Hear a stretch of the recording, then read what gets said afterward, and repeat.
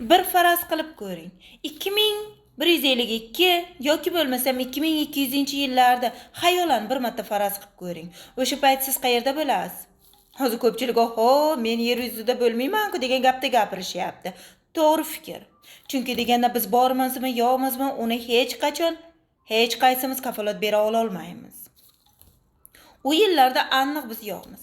Biz halol mehnat bilan, peshona terimiz bilan ishlab topgan uy-joylarimiz boshqa birovlarning qo'liga qolib ketdi. Biz u insonlarni hatto kimligini ham bilmaymiz. Chunki deganda u bizda nevara, chevara, evaramiz kimligini bilmaymiz ham. Masalan, oddiy savol.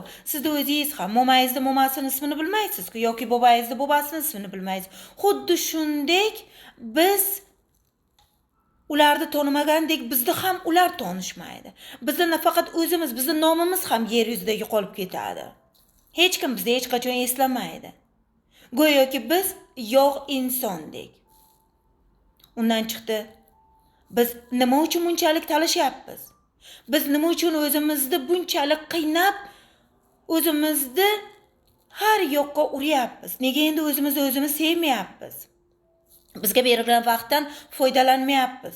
Bugun bormiz, erta yo'qmiz. Jigarni bu dunyodan ko'z yumishiga majbur qilyapti. Hattoki uy talashyapti. Ota-onaga qo'l ko'taryapmiz.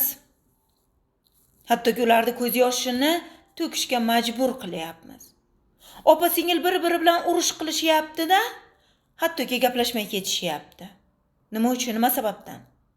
Bugun biz bormiz, erta biz yo'qmiz-ku. Biz nimani bunchalik talashyapmiz? Axir bizdan mana bu qolgan hamma narsalar bir kun begonalarga qolib ketyapti-ku. Yoki siz boshqa fikrdamisiz?